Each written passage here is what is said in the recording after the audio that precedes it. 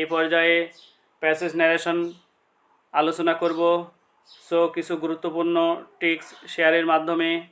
তো প্যাসেজ ন্যারেশনের এই গুরুত্বপূর্ণ ট্রিক্সগুলো বুঝতে হলে ভিডিওটি না টেনে সম্পূর্ণ দেখতে থাকুন। I am coming back soon.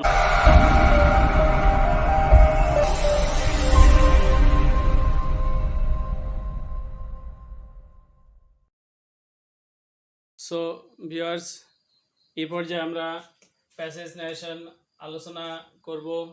তো প্যাসেজ ন্যারেশন আলোচনা করতে গেলে আমাদের কি কি প্রয়োজন হয় বা কি কি জিনিস জানা প্রয়োজন। ফার্স্টলি আমাদেরকে স্পিকার অথবা লিসেনার আইডেন্টিফাই করতে হবে, অর্থাৎ কে স্পিকার আর কে লিসেনার অনেক সময় ফার্স্ট সেন্টেন্সে থাকে না। তারপরে একই স্পিকার কতগুলো সেন্টেন্স বা বাক্য বলতেছে কি করে বুঝবো? এক ইনভার্টেড থেকে আর এক ইনভার্টেড পর্যন্ত একই স্পিকারের কথা হয়ে থাকে। সেই সেন্টেন্সগুলোর রুলস অনুসারে আমরা সমস্ত কিছু চেঞ্জ করব। ফার্স্ট রুলে আমরা দেখতে পাচ্ছি উভয় বাক্য যদি সেম সেন্টেন্স হয় বা সমজাতীয় হয় তাহলে মাঝে আমরা অ্যান্ড ব্যবহার করব। So first example, he said to me I am busy, I am not going there. I am busy এটা হচ্ছে assertive, I am not going there এটা হচ্ছে অ্যাসার্টিভ, অর্থাৎ সেম সেন্টেন্স আছে। সো ফার্স্টলি হি, যেহেতু assertive sentence I am busy তাই হবে সেইডের পরিবর্তে টোল্ড। তারপরে মি অবজেক্ট, তারপরে কনজাংশন হচ্ছে দ্যাট। এখন আই নির্দেশ করছে হি কে, তাই আমরা লিখবো হচ্ছে হি। তারপরে হচ্ছে টেন্স পরিবর্তন, অ্যামিজার থাকলে ওয়াজ ওয়ার, যেহেতু রিপোর্টিং ভার্বের পাস্ট আছে তাহলে হি ওয়াজ। লাস্ট আছে বিজি। তারপরে দেখা যাচ্ছে I am not going there, এটাও অ্যাসার্টিভ সেন্টেন্স। সো মাঝে আমরা অ্যান্ড ব্যবহার করব। রিপোর্টিং ভার্ব আর পরিবর্তন করা লাগবে না সেম সেন্টেন্স হলে। আই নির্দেশ করছে হি কে, তাহলে হি। এম নট আছে তাহলে ওয়াজ নট, টেন্স পরিবর্তন হবে। তারপর হচ্ছে গোয়িং, লাস্ট আছে দেয়ার। দ্বিতীয় রুলে আমরা দেখতে পাচ্ছি লাস্ট সেন্টেন্সটি যদি অ্যাসার্টিভ হয় তাহলে সেই অ্যাসার্টিভ সেন্টেন্সের আগে আমরা and also said, further said, again said অথবা অ্যাডেড যোগ করতে পারি। So example, নাভান said to me please give me some money, I shall buy books, অর্থাৎ এটা অ্যাসার্টিভ আছে শর্ত মতে। সো ফার্স্ট সেন্টেন্স অনুযায়ী আমরা রিপোর্টিং ভার্ব পরিবর্তন করব। সো নাভান, যেহেতু please give me some money imperative sentence তাই হবে প্লিজের পরিবর্তে রিকোয়েস্টেড, সেইড আছে তাই রিকোয়েস্টেড হবে। অবজেক্ট হচ্ছে মি, কনজাংশন বা কানেক্টর হিসাবে এখানে টু ব্যবহার করব। তারপরে মূল ভার্ব গিভ, মি পারসন অর্থাৎ ফার্স্ট পারসন নির্দেশ করছে নাভানকে, মি অবজেক্ট ফর্ম, নাভান হচ্ছে হি, তার অবজেক্ট ফর্ম হচ্ছে হিম। তারপরে সাম, মানি।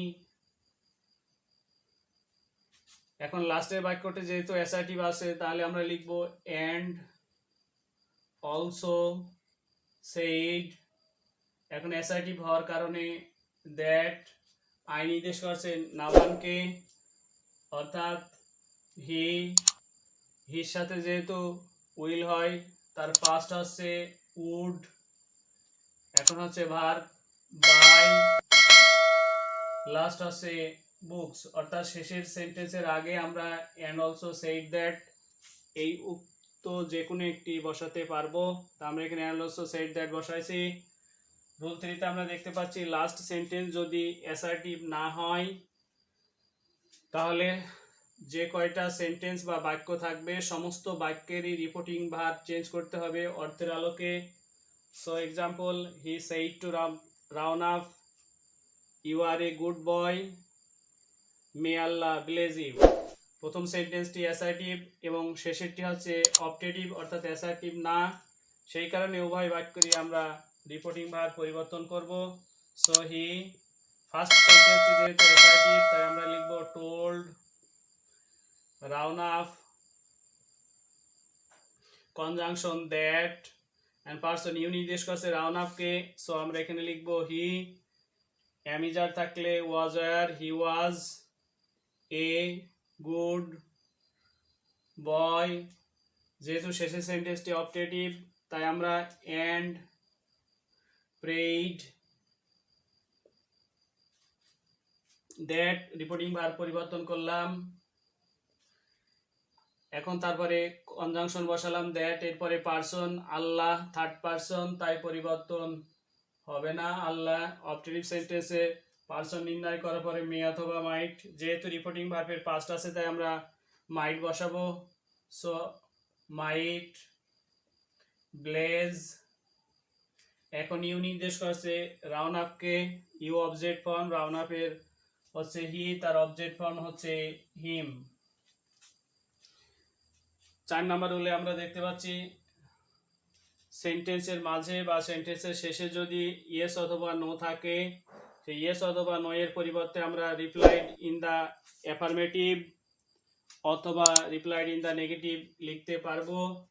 So example, Rahman said to me are you going to read, আবার ইনভার্টেড দিয়ে আছে ইয়েস অথবা নো। সো আমরা এখানে প্রথম সেন্টেন্সটি are you going to read, এটা ইন্টারগেটিভ, রহমান ইন্টারগেটিভ হওয়ার কারণে সেইডের পরিবর্তে হবে আস্কড। তারপরে হচ্ছে মি, এখন হচ্ছে কনজাংশন অক্সিলারি ভার্ব দিয়ে শুরু হয়েছে ইন্টারগেটিভ, তাই আমরা ব্যবহার করব ইফ। বা এখন হচ্ছে পার্সন ইউ নির্দেশ করেছে মিকে, সেই কারণে আমরা ব্যবহার করব I. Are going present continuous, I past continuous হবে কারণ রিপোর্টিং ভার্বের পাস্ট আছে সেইড, তাহলে I was going present continuous past continuous করলাম টু রিড। এখন আবার বলছে ইয়েস, ইয়েস কথাটি বলতেছে I, so I replied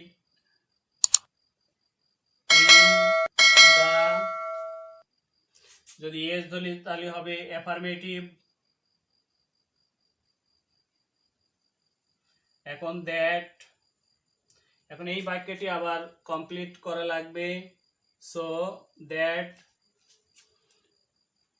he was going to read, অর্থাৎ এই বাক্যটি সম্পূর্ণ করা লাগবে, অর্থাৎ করলে শ্রুতি মধুরতা বাড়বে, অথবা I replied in the affirmative রাখলেও হবে।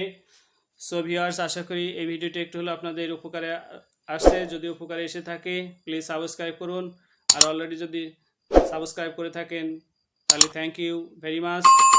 সকলে সুস্থ থাকেন, ভালো থাকেন, লাইক কমেন্ট শেয়ার দিয়ে নয়ন ক্রিয়েটিভের পাশে থাকেন। আসসালামু আলাইকুম ওয়া রাহমাতুল্লাহ।